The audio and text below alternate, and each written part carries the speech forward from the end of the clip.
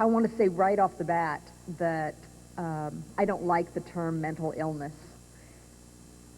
Not only is it stigmatizing, and I'll be talking quite a bit about stigma, but it's simply old-fashioned. Once we separated mental from physical illnesses, we simply know better now. We know that illnesses such as high blood pressure, cardiovascular illness, and even some cancers have lifestyle and psychological and stress-related components. And so, too, we know that illnesses such as depression and schizophrenia are caused, at least in part, by chemical changes in the brain. I also want to say, maybe I'll say this later, that part of my journey has been actually having the courage to acknowledge that this isn't just a medical illness, and the role that environment, that families, that parenting plays also in either strengthening people or making it more of a challenge for them to deal with these illnesses. It's another part of the takes a village.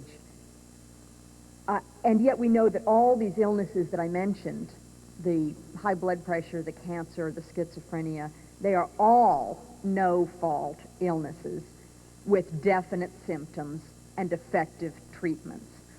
And in fact, the treatments that we have for depression are more effective than those for other illnesses that I mentioned. For me, it's been a long road. Looking back, I can trace symptoms of depression back to early puberty at least, and probably into childhood. Now, when I was a child, there was no such thing as childhood depression. There was little or no recognition of any but the most severe learning disabilities, which so often co-occur with depression and anxiety. When I was young, we didn't know that a child that was daydreamy and forgetful, a child who was bored or irritable or spoiled or shy, a child who could be sunny and cheerful one day and getting into fistfights the next, a child who was accident-prone, a child with eating or sleep problems, might be a child with depression. When I was a teenager, we didn't know that a teenager who drank and took drugs, a teenager who engaged in risky sexual activity, a teenager who had numerous automobile accidents, might be a child with depression. I didn't know. I didn't know for over 25 years that the mental and emotional roller coaster that wrecked my relationships, that disrupted my education, and that brought me to the brink of suicide had a name. Now I can look back and trace symptoms of illness into my childhood, yet my illness was not appropriately recognized and treated until I was in my late 30s. What were those years like? I would like to read to you from the prologue of my book what at least some of the adult years were like. I'm afraid the black dog has really got me. Churchill's image of despair suits me better than the black hole. A black hole just swallows you up. Would that it were that easy to sink down into darkness as if sleeping. But this dog, it crouches in the corner of the room, waits for me to make a move, or lies at the foot of the bed like a shadow until I try to get up. Growls and will not let me up. I go nowhere alone. He is at my side. He stands between me and any other, while I'm looking good, staying calm, smiling to disarm his ferocity. Little things overwhelm me. I can't find the mate to my sock. I break the yolk of the egg. The doorbell rings while I'm on the phone. I can't cope with little things while he's there. I have a lunch date. I cannot see how to get dressed for it. The dog stands in the way.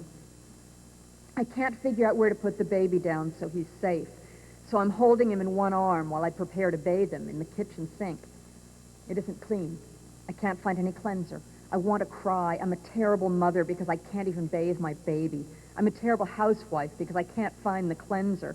I'm a terrible household manager because I don't even remember the last time there was any. I walk outside. It's the first day of spring. Sun shining, breeze wafting, birds singing. So what? My baby gives me one of those dazzling, you're the only one in the world smiles. So what? My best friend calls with good news. My boss gives me a raise. My husband cooks my favorite meal. So what? None of it touches me. Nothing makes me smile. I'm one beat off, one step removed from all around me. I don't shower, brush my hair, or make the bed. I wear the same clothes night and day. I cancel appointments or just don't show up. I don't answer the phone. It's too much work to put on the game face and sound normal, although I'm very good at it up to a point. Sometimes I actually feel ill or just off or chilled, curling up under all the covers with my softest, snuggliest jammies on doesn't help. There are things that should be important, things I need to do, attend a business dinner, pay bills, or go to my son's school play. But I can't. The simplest decisions are overwhelming and reduce me to tears. How much to tip, what to fix for dinner. And when I drive, the dog rides along. And I think if I just turn the wheel now, it would all be over. I pass the crystal shelf and see myself shattering the precious glass and running a shard across my wrist. The dog and I stand a moment too long in front of the cabinet while I stare at the Drano and wonder what would happen if I drank it. Although I am no longer suicidal, as I write this, the weight is still on my shoulders.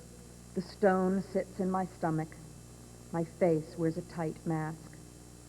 I don't give in to it.